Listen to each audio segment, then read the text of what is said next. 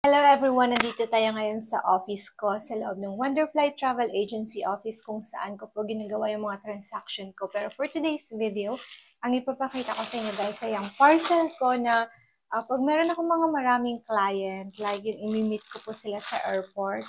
So meron akong pag-giveaway sa kanila kasi guys, hindi ako yung basta agent lang na alam niyo yun, yung pera-pera lang. No.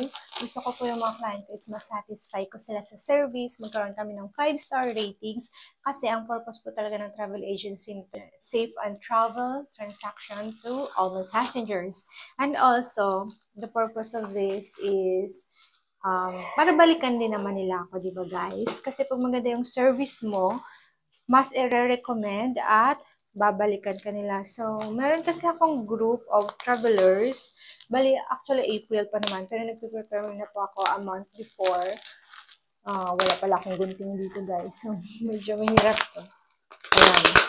Ang bilis nga itong na-order ko na ito sa Shopee. Kasi nga, parang one day ko lang po siya na-request. Tapos, dumating na siya agad. Bali, pang gift ko ito dun sa mga group travelers ko. Actually, hindi nila to alam. I don't know kung mapapanood nila to pag alam nila. Sa kanila to. Kasi sa dami ko ba namang passengers, di ba? So, wait lang guys. Alam ko meron akong blade dito. Kukunin ko lang po. Kasi ikakat natin yun. Ano ba yun? Ayan. I got the blade. So, papakita ko sa inyo kung ano po yung usually na binibigay ko sa mga client ko. So, kung may mara-recommend kayong mga client, government, private, group, you can message us on Facebook Wonderfly Travel Agency, guys. Mas active po ako doon. So, I'm so excited din naman na maipakita sa inyo itong pang-gift ko sa kanila. So, wait lang. Para kasing nasa yung mga client ko, aabot na sila 30. So, naisipan ko guys, nabigyan sila ng ganito kasi pinagkatiwalaan nila kami for their flight. And then, hindi lang yun guys sa amin nila kinuha lahat ng package nila. So, I'm so happy kasi po, pinili nila yung Wonderfly Travel Agency. Sa dami-dami ba namang agency dito sa Pilipinas, di ba? And then, alam nyo, mahirap din magtiwala, di ba? Lalo na yung iba, online lang nila ako nakikita. So, I'm so thankful kasi nga, and I'm so blessed talaga sa mga taong nakikilala ko, lalo na po sa online. And then, usually yung mga client ko, kung may bago man, kung may bago akong client, mga tig-2, 5, ganun po sila mag-book. Pero pag old client, alam nyo guys, nag-group booking sila. So, napaka-happy ko kasi nga, hindi ako magkakaroon ng ganitong business or hindi siya magpapatuloy in 2025 kung hindi po dahil sa inyo. So, thank you sa'yo. Ikaw na nanonood kung nagpabuka na sa amin. Super thank you dahil tinatangkilik mo po yung Wonderfly Travel Agency. So, this is it. Ay, ang cute guys. Sobra. It's a personalized pen. And you know what? Ayoko siyang buksan kasi baka mahirap na siya ibalik. Anyway, ayan guys.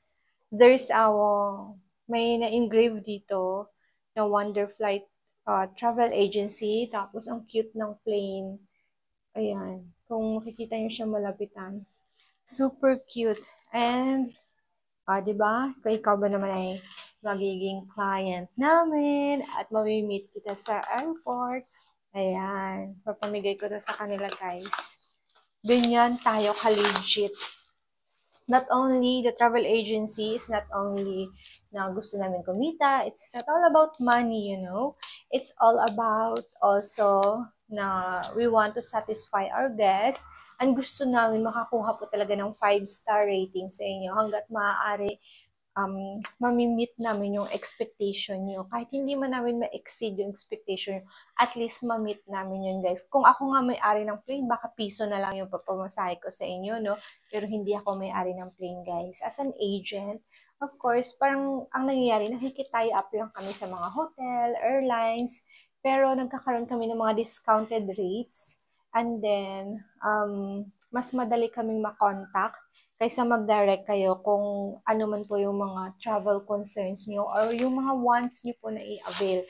So, yun lang po as of now. A total of, ano pa pala itong in-order ko?